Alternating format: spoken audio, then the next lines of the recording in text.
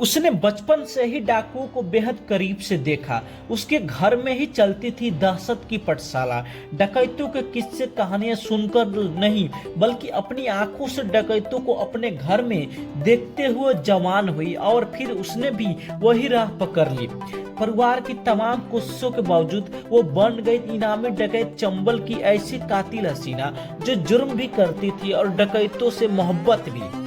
चंबल के बिहारों में डाकुओं का राज रहा। चंबल के आसपास के गांव में अक्सर इन डाकुओं की दहशत रहती थी। ये अक्सर गांव में घुस जाया करते थे और फिर आतंक मचाते थे। हैरानी की बात ये थी, चंबल में कई महिला डकैतों ने भी वैसा ही आतंक मचाया जैसा डाकुओं ने। ऐसे ही खौफ की कहानी साधना पटेल की। साधना का जन्म चित्रकूट जिले के भरवा पुरवा गांव में हुआ था। पिता होरीलाल पटेल डकैत तो नहीं थे, लेकिन डकैतों से उनकी काफी गहरी दोस्ती थी। इसके अलावा साधना पटेल की बुआ के चुन्नीलाल नाम के एक डकैत से संबंध थे। ये सब साधना बचपन से ही देखते हुए आ रही थी। जब साधना छोटी तब से घर में अक्सर चंबल के डाकुओं का आना जाना लगा रहता था। उसने बचपन से ही घर में ऐसा माहौल देखा था जिसकी वजह से वो भी काफी सख्त स्वभाव को हो चुकी थी। अक्सर आसपास पड़ोस स्कूल और गांव में उसके लड़ाई झगड़े के किस्से सामने आते थे।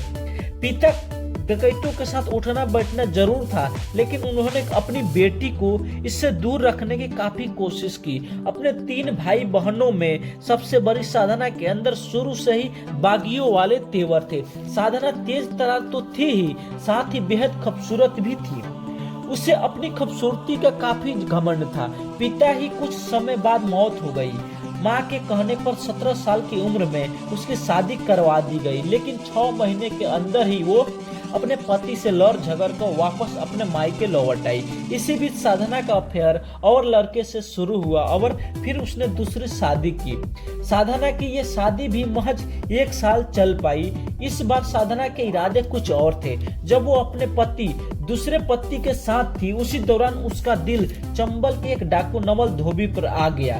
वो शादीशुदा होने के बावजूद गांव में ही डाकुओं के साथ इश्क लड़ाती। दोनों के मोहब्बत के किस्से गांव में फैलने लगे। उसके बाद उसने अपने दूसरे पति को भी छोड़ दिया और फिर नवल धोबी के साथ चंबल में ही उसकी महबूबा बनकर रहने लगी। वो अपनी खूबसूरती को लेकर चंबल में काफी खूबसूरत थी। कहा जाता है कि उसकी सुरक्षा के लिए कई डाकू उसे घेरे रहते थे। कुछ समय बाद एक पुलिस एनकाउंटर में डाकू नवल धोबी गिरफ्तार हो गया और उस गैंग के कमान संभालने लगी खुद साधना पटेल ने। उसके गैंग में दीपक सिहुरे नाम का एक डाकू भी था। अब की बार साधना पटेल ने दीपक सिहुरे के साथ अपना रिश्ता शुरू किया। चंबल के बिहारों में दोनों के प्यार काफी चर्चे में रहे। नवल धोबी की गिरफ्तारी के बाद दीपक सिहुरे ही उसका सबसे करीबी था।